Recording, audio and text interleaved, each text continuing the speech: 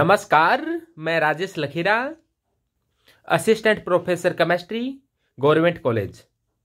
आज अपना टॉपिक है आरपीएससी द्वारा आयोजित 2014 असिस्टेंट प्रोफेसर भर्ती परीक्षा के पेपर का सॉल्यूशन। सबसे पहले क्वेश्चन की, आज का पहला क्वेश्चन की बात करते हैं कि सक्रिय मेथिलीन युक्त यौगिक जो क्षार की उपस्थिति के अंदर एल्डिहाइड से क्रिया कर अल्फा बीटा असंतृप्त अम्ल देते हैं। तो ऐसा आते ही आपके दिमाग में आ गया होगा कि ये नोवेंजोल अभिक्रिया है। क्या होता है नोवेंजोल अभिक्रिया में कि एल्डिहाइड और कीटोनों की, जैसे कोई एल्डिहाइड या कीटोन है, इसको कार्बोनिल कहते हैं। इसको मान लो एल्डिहाइड बनाना हो तो यहाँ पर मान लो CH3 मान लो और यहाँ पर H मान लो। इसकी क्रिया सक्रिय हाइड्रोजन युक्त, यानी कि कोई मेथिलीन है वो सक्रिय है। सक्रिय का मतलब ये हाइड्रोजन आसानी से निकल सकते हैं, आसानी से निकल सकते हैं। इसका मतलब यहाँ पर कोई इलेक्ट्रॉन आकर्षित समूह है जुड़ा हुआ है। जैसे मान लो मैं कह दूं X या X डैश जुड़ा हुआ है, ये इलेक्ट्रॉन आकर्षित समूह है, यानी कि अधिक विद्युत ऋणी वाले हैं या इलेक्ट्रॉनों को अपनी ओर खींचने वाले कोई समूह जुड़े हुए हैं। जैसे अपने ऐसे मान लें इनको कि इस प्रकार से हैं, जैसे मान लो ये है वो कोई, जैसे इस प्रकार का समूह जुड़ा है। तो ये समूह है, आपको पता है कि 2 ऑक्सीजन है इसमें, तो ये इलेक्ट्रॉनों को आकर्षित करेगा, जिससे हाइड्रोजन है वो निकलने की कंडीशन में आ जाते हैं। तो देखो इसमें ये कोई एल्डिहाइड है, एल्डिहाइड में अपने ये ले लिया एसिड एल्डिहाइड ले लिया है, और ये कोई मेथिलीन समूह है सक्रिय है। अब सक्रिय मेथिलीन समूह है तो यहाँ से क्या निकल सकता है, जल काणु बाहर निकल सकता है। जल काणु बाहर निकल जाएगा तो क्या बन जाएगा, CH3H C डबल बंद C COOC2H5 और COOC2H5 ये बन जाएगा। अब इसके बाद में इसका क्या कराया जाता है, जल अपघटन कराया जाता है, यानी कि H2O के साथ क्रिया करा दो। तो H2O के साथ क्रिया कराओगे तो क्या होगा, तो देखो H2O के साथ क्रिया कराएंगे तो इधर H आ जाएगा, इधर OH आएगा, इधर H और इधर OH आ जाएगा। तो ये क्या बन जाएगा, CH3H C डबल बंद C डबल OH और C डबल OH। थोड़ा सा गर्म करते ही एक CO2 बाहर निकल जाएगी, तो बचेगा क्या, CH3H C डबल बंद C डबल OH और H। अब ये देखो ये क्रियात्मक समूह है, क्रियात्मक समूह से जुड़े हुए कार्बन को अल्फा कार्बन कहा जाता है। अल्फा कार्बन से आगे वाला बीटा कार्बन होता है। अल्फा बीटा पर अनसैचुरेशन है, तो ये आपको साफ दिखाई दे रहा है कि अल्फा और बीटा पर अनसैचुरेशन है। तो ये क्या है, अल्फा बीटा अनसैचुरेटेड बन गया। तो अब देखो इसमें साफ लिख रखा है कि अल्फा बीटा असंतृप्त अम्ल देते हैं। तो ये COO समूह जुड़ा है तो ये एसिड है, और अल्फा बीटा पर असंतृप्तता है इसके। तो इसका उत्तर ये ऐसा होता है नोवेंजोल अभिक्रिया में। तो ये नोवेंजोल अभिक्रिया आपकी ये परकिन रिफॉर्मेस की और कलेजन अभिक्रिया, ये भी बहुत इंपॉर्टेंट होती है। ये BSc सेकेंड ईयर के अंदर लगती है। तो आप एल्डिहाइड कीटोन वाला पार्ट है, कार्बोनिल यौगिकों वाले पार्ट में सबसे ज़्यादा प्रश्न पूछे जाते हैं, तो उसको और ज़्यादा महत्व दें। और अपने जो सिलेबस है उसमें बाई नेम की कुछ अभिक्रिया दे रखी है, उनकी मध्यवर्ती भी बहुत अच्छी तरीके से याद कर लें। अगला प्रश्न है कि देखो the reaction intermediate formed in Claisen संघनन। क्लेजन संघनन में मध्यवर्ती कौन सा बनता है, तो क्लेजन संघनन में आप जानते हो बेस की उपस्थिति के अंदर हाइड्रोजन है वो बाहर निकल जाता है, जिससे कार्बोनियम आयन बनता है, कार्बेनियन आयन बनता है, यानी कि माइनस वाला बनता है। तो इसका उत्तर क्या हो जाएगा, C हो जाएगा। यानी कि बेस की प्रेजेंस में, देखो बेस की प्रेजेंस में हाइड्रोजन प्लस बाहर निकलने से कार्बन पर ऋणावेश आ जाता है, और ऋणावेश आने से फिर है वो आगे अटैक होता है, धनावेश पर अटैक कर देता है। तो इसके बाद में देखो ये इस प्रकार से अटैक हो रहा है, और अटैक होने के बाद के अंदर आगे प्रतिस्थापन वगैरह होता है। तो अपने को सीधा ही पूछा है कि इंटरमीडिएट क्या होगा, तो आप बता सकते हो आराम से, कार्बेनियन। इसके बाद में पूछा है कि गिलमान अभिकर्मक क्या होता है। ऐसे प्रश्न सभी को आते हैं। यह है R2CuLi। R2CuLi को गिलमान अभिकर्मक कहते हैं, RMgX को गिरनार अभिकर्मक कहते हैं। ये गिलमान है, ये गिरनार है, इसको सुपर गिरनार अभिकर्मक कहते हैं। RLi को सुपर गिरनार अभिकर्मक, सुपर गिरनार रिएजेंट कहा जाता है, सुपर गिरनार अभिकर्मक। तो ये पूछ सकते हैं सुपर गिरनार अभिकर्मक क्या होता है। और ये R4Si दिखते ही आपको लगा होगा कि यदि यहाँ पर CH3 4Si होता तो ये बहुत इंपॉर्टेंट होता है। इसको यानी कि ट्राईमेथिलसिलेन कहते हैं, और टेट्रामेथिलसिलेन है TMS। और TMS का उपयोग, टेट्रामेथिलसिलेन है वो TMS होता है। TMS का उपयोग NMR स्पेक्ट्रोस्कोपी के अंदर ये TMS NMR स्पेक्ट्रोस्कोपी में रेफरेंस के रूप में काम में लेते हैं। तो ये TMS को भी ध्यान रखना, NMR स्पेक्ट्रोस्कोपी में रेफरेंस के रूप में काम में लेते हैं। तो अगला देखो, ये गिरनार अभिकर्मक से क्वेश्चन पूछा है कि C6H5 MgBr की क्रिया एथिलीन ऑक्साइड के साथ करवा दी, इसके बाद में जल अपघटन कराया गया है तो क्या बनेगा। तो इसमें देखो गिरनार अभिकर्मक में कार्बन पर माइनस होता है, Mg पर प्लस होता है। मान लो इस बंद के इलेक्ट्रॉन ऑक्सीजन के पास चला जाए, क्योंकि ऑक्सीजन है द्विविद्युतरणीय है, तो इस पर प्लस आ जाएगा और इस पर माइनस आ जाएगा। प्लस माइनस के साथ जुड़ जाएगा, माइनस प्लस के साथ जुड़ जाएगा, तो इस प्रकार की घटना घटेगी इसमें। तो ऐसा देखो कि C6H5 पे यहाँ पर माइनस है और Mg पर क्या है, प्लस है। तो अब देखो इस पर ये बंद टूटा तो इस पर माइनस आ गया और इस पर प्लस आ गया, प्लस वाला माइनस के साथ जुड़ जाएगा, इस पर माइनस है इस पर प्लस है, तो यहाँ पर CH2CH2O आ जाएगा, यानी कि CH2CH2O इसके बीच में फंस गया। देखो इसके बीच में CH2CH2O फंस गया है। इसके बाद में ऑक्सीजन बीच में आ जाएगा, और कोई बीच में फंस जाता है तो जल मांगता है, और इसमें साफ साफ कह रखा है कि इसके जल के साथ क्रिया कराई जाए, तो ये जल के साथ क्रिया कराएंगे। तो देखो यहाँ पर हुआ क्या है, ये एथिलीन ऑक्साइड था, ये इनके बीच में आ गया है। यहाँ पर मैंने बना दिया है इसको इस प्रकार से। देखो यहाँ पर इसके बाद में देखो ऑक्सीजन बीच में आ गया है, इसके बाद में आपको जल के साथ क्रिया करानी है। जल का सूत्र होता है HOH, तो H इधर जुड़ जाएगा तो ये एल्कोहल बन जाएगा, और MgBr और OH बच जाएगा। तो ये देखो ये बन गया है C6H5 CH2CH2OH। तो ये कौन से ऑप्शन में है वो इधर हो जाएगा। और ये देखो एल्कोहल वाला एक ही दे रखा है C6H5 CH2CH2OH, ये आंसर हो जाएगा, ये वाला आंसर है। अगला क्वेश्चन देखो, ऑर्थो ब्रोमोफ्लोरोबेंजीन लिथियम अमलगम के साथ फ्यूरेन की उपस्थिति में अभिक्रिया कर 1,4-इपोक्सी 1,4-डाइहाइड्रोनैप्थलीन बनाती है। तो इस अभिक्रिया में मध्यवर्ती क्या होगा। तो इस अभिक्रिया में मध्यवर्ती आप जानते हो कि बेंजाइन होता है।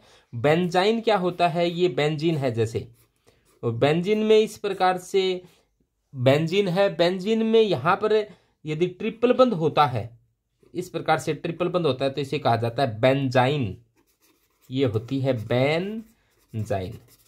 तो ये इस अभिक्रिया का इंटरमीडिएट होता है। अगला क्वेश्चन देखो, एस्टर निम्नलिखित एस्टर, ये 4 एस्टर दे रखे हैं, इन एस्टर की क्रिया गिरनार अभिकर्मक के साथ करवाने पर जल अपघटन है साथ में, तो एल्डिहाइड बनता है। तो एल्डिहाइड कहाँ बनता है वो आप जानते हो कि जब एथिल फॉर्मेट यानी कि फॉर्मेट होता है तब तो एल्डिहाइड बनता है। बाकी सभी इन तीनों में क्या बनेगा, कीटोन बनेगा। इन तीनों में तो कीटोन बनेगा, और यहाँ पर क्या बनेगा, एल्डिहाइड बनेगा। कैसे बनेगा देखो, एथिल फॉर्मेट का सूत्र ये होता है कि HCOOC2H5। इसको थोड़ा सा खोल कर लिख लें कि HCOOC2H5, और इसकी क्रिया गिरनार अभिकर्मक के साथ करवा दी, गिरनार अभिकर्मक CH3MgI। अब देखो ये कीटोन ऑक्सीजन की विद्युतता अधिक होती है, तो बंद के इलेक्ट्रॉन ऐसे चले जाएं, तो यहाँ पर क्या आ जाएगा, प्लस आ जाएगा, और यहाँ पर क्या आ जाएगा, ये बंद के इलेक्ट्रॉन यहाँ चले गए तो यहाँ पर प्लस आ गया और यहाँ पर माइनस आ गया। गिरनार अभिकर्मक में क्या होता है, CH3MgI धातु होता है, उस से कार्बन की विद्युतता ज्यादा होती है, तो इस पर माइनस आएगा, इस पर प्लस आएगा, तो प्लस के साथ माइनस जुड़ जाएगा, माइनस के साथ प्लस जुड़ जाएगा। देखो HC ये प्लस है, प्लस के साथ माइनस जोड़ दो, माइनस कौन है, CH3 है, और OC2H5 यहाँ पर जुड़ा हुआ है। OC2H5 पे यहाँ पर जुड़ा हुआ है। देखो यहाँ पर प्लस है, प्लस के साथ, और यहाँ पर CH3 पर माइनस है, तो यहाँ पर CH3 मैंने जोड़ दिया है। अब देखो यहाँ पर O पर माइनस है तो MgI यहाँ पर आ जाएगा, तो यहाँ पर OMgI आ जाएगा। आगे देखो जल अपघटन होगा, जल आएगा तो यहाँ पर क्या आ जाएगा, जल का सूत्र होता है HOH, तो यहाँ पर H आ जाएगा, तो H आएगा तो ये क्या बन जाएगा C2H5OH, और यहाँ पर OH आ जाएगा तो ये बन जाएगा MgIOH, तो MgIOH बाहर निकल गया, ये बाहर निकल गया, बचा कितना, इतना बचा, तो इसका सूत्र क्या हो गया CH3CHO, तो ये बन गया CH3CHO। CH3CHO तो एक एल्डिहाइड होता है, तो यह यही बात कह रहा है कि एक एल्डिहाइड देता है, यानी कि एक एल्डिहाइड बनता है, तो ये उत्तर हो जाएगा अपना। अगला क्वेश्चन है कि XeO2F2 मॉलिक्यूल की शेप क्या है, इसकी संरचना क्या है, तो ये है XeO2F2। इस प्रकार के क्वेश्चनों में सबसे पहले संकर्ण ज्ञात करना चाहिए। संकर्ण होता है, संकर्ण के लिए आप ऐसा किया करो कि संयोजकता कोष में इलेक्ट्रॉन, संयोजकता कोष में कितने इलेक्ट्रॉन है, कोष में इलेक्ट्रॉन प्लस एक कलबंध बटे 2 कर दो। संयोजकता कोष में इलेक्ट्रॉन, ये 18वें वर्ग का तत्व है, जिन्होंने निष्क्रिय गैस है, इसके बारी कक्षा में 8 इलेक्ट्रॉन होंगे, तो 8 इलेक्ट्रॉन। एक कलबंध ऑक्सीजन इस सूत्र में द्विबंध मानना है, तो एक कलबंध क्या हुआ 2, तो 8 और 2 10 बटे 2, और 10 में 2 का भाग देंगे तो मान क्या आ जाएगा 5, और 5 माना आता है, ये मान 5 आता है तो हाइब्रिडाइजेशन होगा sp3d। यदि ये मान 2 आता तो हाइब्रिडाइजेशन कह देते अपने sp है, 3 आता तो sp2 कहते, 4 आता तो sp3 कहते, 5 आ गया तो sp3d कहा। यदि ये मान 6 आ जाता तो sp3d2 कहते, और यदि 7 आता तो sp3d3 कह देते। तो ये 5 आता आया है, इसलिए इसका sp3d। sp3d की ज्यामिति कैसी होती है, त्रिकोणीय द्विपिरामिडी। तो ये त्रिकोण है, त्रिकोण के ऊपर एक पिरामिड बना दो और एक पिरामिड नीचे बना दो, त्रिकोणीय द्विपिरामिडी। जिनोन बीच में बैठ जाएगा, एक मान लो ऑक्सीजन नीचे है, एक ऑक्सीजन यहाँ है, एक फ्लोरीन यहाँ है, एक फ्लोरीन यहाँ है, तो एक जगह क्या आ गया लोन पेयर आ गया, एक लोन पेयर आ गया, तो इसकी ज्यामिति कैसी होगी सीसा होगी। एक लोन पेयर आ जाता है तो इसकी ज्यामिति होती है सीसा, सीसा कह देते हैं, या इसको कहा जाता है डेकुली, डेकुली हिंदी में इसको डेकुली कहते हैं। सीसा मुख्य रूप से सीसा ज्यामिति होती है, लेकिन इसमें ऑप्शन नहीं दिया। ऑप्शन क्या दिया, ये त्रिकोणीय द्विपिरामिडी ऑप्शन दिया है, अन्य ऑप्शन कोई मेल नहीं खा रहा है, इसीलिए इसका उत्तर क्या हो जाएगा त्रिकोणीय द्विपिरामिडी ट्राइगोनल बाई पिरामिड। यानी कि ये त्रिकोण है, एक पिरामिड ऊपर है, एक पिरामिड नीचे है, तो इस ज्यामिति को त्रिकोणीय द्विपिरामिडी ज्यामिति कहा जाता है इस प्रकार की का। लेकिन एक लोन पेयर है, उसका ज्यामिति निर्माण में कोई योगदान नहीं होता, ऐसी ज्यामिति होनी चाहिए सीसा। यदि ये ऑप्शन न दे तब आपको त्रिकोणीय द्विपिरामिडी करना है। अगला क्वेश्चन देखो कि सीमेंट मृतिक का शिल्प, यानी कि सिरेमिक सीमेंट है, सिरेमिक है, ग्लास उद्योग है, उसमें काम सिलिकेट आते हैं। सिलिकेट का मुख्य फॉर्मूला होता है SiO4-4, और ये टेट्रा एड्रल होता है, और sp3 हाइब्रिडाइजेशन होता है। इस प्रकार के क्वेश्चन बहुत ज़्यादा बार पूछा जाता है। इसकी इकाई होती है, ये कई प्रकार की होती हैं, ऑर्थोसिलिकेट, पायरोसिलिकेट, पत्थर सिलिकेट, तो इन सभी की इकाइयाँ अलग अलग होती है। सिंपल इकाई पूछा जाए तो ये होगी, और सभी की अलग अलग प्रकार से कह दे तो अलग अलग प्रकार से आपको इकाइयाँ याद करनी पड़ेगी, और इनके जो ऐसक हैं वो भी याद करने पड़ेंगे आप लोगों को। और ये तो बोरेजिन आ गई, बोरेजिन होती है B3N3H6, इसको अकार्बनिक बेंजीन कहा जाता है। सिलिकॉन होते हैं, सिलिकॉन पर भी क्वेश्चन आता है बार बार कि SiRRO, ये इसकी इकाई होती है, ये इकाई बार बार रिपीट होती है। डाइबोरेन कहा जाता है B2H6 को, इसमें 2 बनाना बॉन्ड पाए जाते हैं। तो ये सभी प्रश्न इसमें आए थे, इसी कॉलेज लेक्चरर में सिलिकेट की इकाई SiO4-4 होती है, ये पूछी गई। डाइबोरेन में कितने बनाना बोर्ड होते हैं? 2 होते हैं। सिलिकॉन की इकाई ये होती है कि R कोई एल्किल समूह है, सिलिकॉन और ऑक्सीजन, ये बार बार इकाई रिपीट होती है, ये सिलिकॉन होते हैं, सिलिकॉन रबड़ वगैरह होते हैं। और बोरेजिन B3N3H6 होता है, इसमें भी 6 पाई इलेक्ट्रॉन होते हैं और ये बेंजीन की भांति होती है, रेजोनेंस पाया जाता है और बेंजीन से ज्यादा क्रियाशील होती है। अगला क्वेश्चन है कि H2S से कोलाइडी सल्फर बनानी है आपको, तो क्या कराना पड़ेगा आपको? ऑक्सीडेशन अभिक्रिया होती है, एक ऑक्सीडेशन अभिक्रिया से कोलाइडी सल्फर बनाने की विधि होती है। सल्फर के कई रूप होते हैं, रोम्बिक सल्फर होता है, मोनोक्लिनिक सल्फर होता है, सल्फर का दूध होता है, कोलाइडी सल्फर होता है, और रोम्बिक और मोनोक्लिनिक सल्फर होता है वो इस प्रकार की शैप लिए होता है, जैसे अपने इसको ताज शैप बोल देते हैं, ताज जैसा है ये इसका रूप, तो ये ताज जैसी शैप लिए होता है रोम्बिक और मोनोक्लिनिक सल्फर। तो ये ताज जैसे मान लो किसी महारानी ने पहन रखा है ताज, ये मान लो महारानी है और इसने ये पहन रखा है, ये तो ये इस प्रकार का होता है, जैसे डब्लू जैसा, अपने याद रह जाएगा डब्लू जैसा। और एस 8 अवस्था में पाया जाता है, 8 आपस में सल्फर जुड़ी होती है, देखो 2 2 4 2 6 2 8। अगला क्वेश्चन है कि कोलाइडी विलयन में कौन कौन से गुण पाए जाते हैं? कोलाइडी विलयन में इलेक्ट्रोफोरेसिस का गुण पाया जाता है, यानी कि कोलाइडी विलयन है किसी नली में भरा हुआ मान लो, और उस पर एक तरफ प्लस वाली प्लेट लगा दी जाए और एक तरफ माइनस वाली लगा दी जाए, तो ये प्लस की तरफ माइनस के कोलाइडी कण आकर इकट्ठे हो जाएंगे, माइनस की तरफ प्लस के आकर इकट्ठे हो जाएंगे, यानी प्लस वाले इधर भागेंगे, माइनस वाले इधर भागेंगे, तो ये इस घटना को इलेक्ट्रोफोरेसिस कहा जाता है। टिंडल प्रभाव क्या होता है? टिंडल प्रभाव आपने देखा होगा कि जैसे ही अपने कई बार लेट उठते हैं, देर रात तक पढ़ते हैं, तो अपने जो कमरा है उसके रोशनदान से इस प्रकार की एक बीम आती हुई अपनी चारपाई तक पहुंचती है, तो इस बीम के अंदर छोटे छोटे कण है वो चमकते हुए दर्शाई देती हैं, तो ये किसके कारण होता है? ये एक आपने टिंडल प्रभाव देखा है, तो विद्यार्थियों ने कई बार टिंडल प्रभाव देखा होगा अपने जीवन में, तो ये टिंडल प्रभाव होता है। या फिर आप कोई भी कोलाइडी विलयन है उसमें कोई टॉर्च जलाकर देखो, ये जैसे मान लो कोलाइडी विलयन है, इसमें कोई टॉर्च से देखा आपने, टॉर्च जलाकर देखा, तो इस प्रकार से आपकी टॉर्च में देखोगे तो ये कुछ कण है वो चमकते हुए दर्शाई देंगे, इस प्रभाव को टिंडल प्रभाव कहते हैं।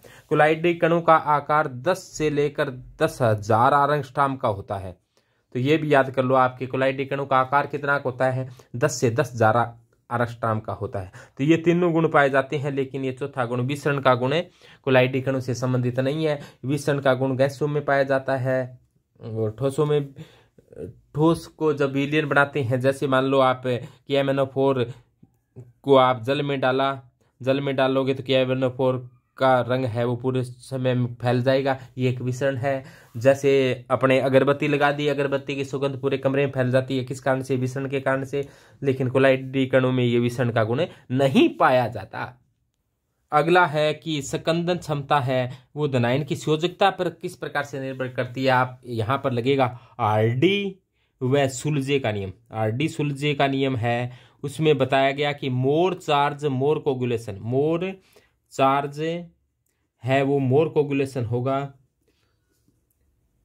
यानी कि ज्यादा आवेश ज्यादा स्कंदन, आवेश ज्यादा होगा स्कंदन ज्यादा होगा, आवेश कम होगा तो स्कंदन कम होगा। जैसे मान लो एल्यूमिनियम पर +3 है वो ज्यादा स्कंदन करेगा बजाय मैग्नीशियम के, और मैग्नीशियम ज्यादा स्कंदन करेगा बजाय सोडियम के, यानी कि ज्यादा आवेश है तो ज्यादा स्कंदन करेगा, कम आवेश कम स्कंदन, मोर चार्ज मोर कोगुलेशन, ज्यादा आवेश ज्यादा स्कंदन, ऐसा बताया था हार्डी व सुलजे ने। तो ये हार्डी सुलजे के नियम से संबंधित आया है।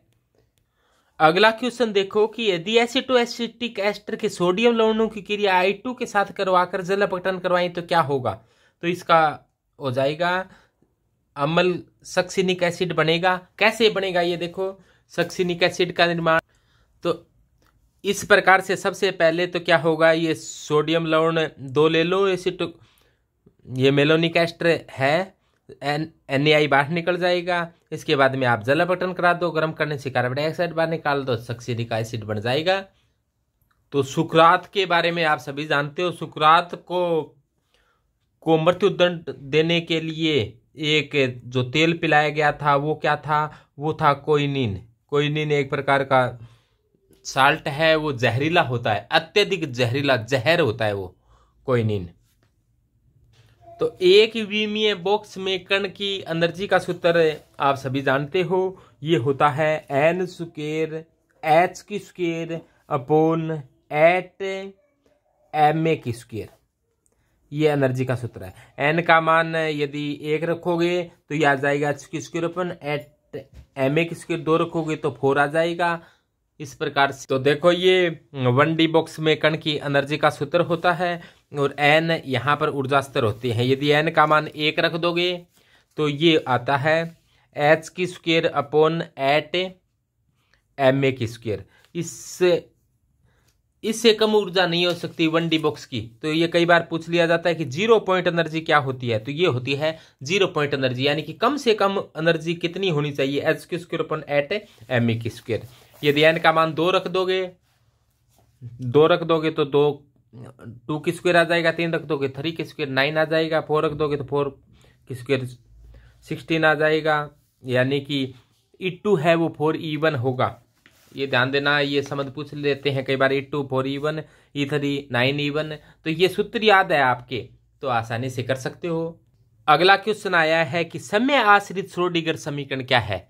तो समय आश्रित श्रोडिंगर समीकरण होती है कि एच साई बराबर iota H del upon del t psi. तो एच हैमिल्टोनियन संकारक होता है और आई आयोटा होता है, एच प्लांक नियतांक होता है और ये साई तरंग फलन होता है। तो ये सूत्र हो जाएगा, इसका पहला ही उत्तर हो जाएगा। यदि समय पर डिपेंड करने वाली पूछ लेते तो समय पर डिपेंड करने वाली ये होती है H psi is equal to E psi. तो एच साई ई साई ये भी स्वयं में आश्रित होती है, या फिर इसको पूरी समीकरण को आप इस प्रकार से लिखते हो कि del square psi upon del X की square plus del square psi upon del Y की square plus del square psi upon del Z की square plus 8 pi square M upon H की square E minus V psi बराबर 0। तो ये समय अनाश्रित है, इसमें कहीं पर टाइम नहीं आ रहा है, और ये समय आश्रित है, इसमें टाइम आ रहा है। तो समय आश्रित और समय अनाश्रित, इसमें टाइम आ रहा है, आश्रित होगी, इसमें टाइम नहीं आ रहा। या इसको एक साथ लिख दो कि इसको इस प्रकार से del square psi plus 8 pi square M upon H की square E minus V psi बराबर 0। डेल स्क्वायर को लाप्लासियन ऑपरेटर कहते हैं। ये डेल स्क्वायर क्या है, Laplacian operator, H Hamiltonian operator. अगला क्वेश्चन है मक्खन। तो मक्खन का डायग्राम मैंने दिखाया आपको, ये मक्खन है। मक्खन में ठोस ज्यादा होता है और द्रव कम होता है, यानी कि ज्यादा होता है वो ज्यादा होता है उसे कहा जाता है माध्यम, और कम होता है उसको कहा जाता है प्रावस्था। तो ये मक्खन का डायग्राम देखकर आप अपने आप ही उत्तर दे सकते हो कि इसमें ठोस ज्यादा है वह द्रव कम है। तो पहला उत्तर हो जाएगा सॉलिड माध्यम है, यानी कि ठोस तो ज्यादा है इसमें और द्रव क्या है, कम है। अगला क्वेश्चन है कि कोलाइडी विलीनों को शुद्ध करने की विधि। आप जानते हो कोलाइडी विलीनों को शुद्ध करने की विधि इलेक्ट्रोलाइसिस होती है, जिसको अपने विद्युत अपोहन कहते हैं। अपोहन भी होती है और सकंदन नहीं होता, सकंदन से तो कोलाइडी विलीन ही नहीं रहेगा। और अति सूक्ष्म निस्पंदन यानी कि अल्ट्रा फिल्ट्रेशन यानी सूक्ष्म छानना, ये भी होता है अल्ट्रा फिल्ट्रेशन।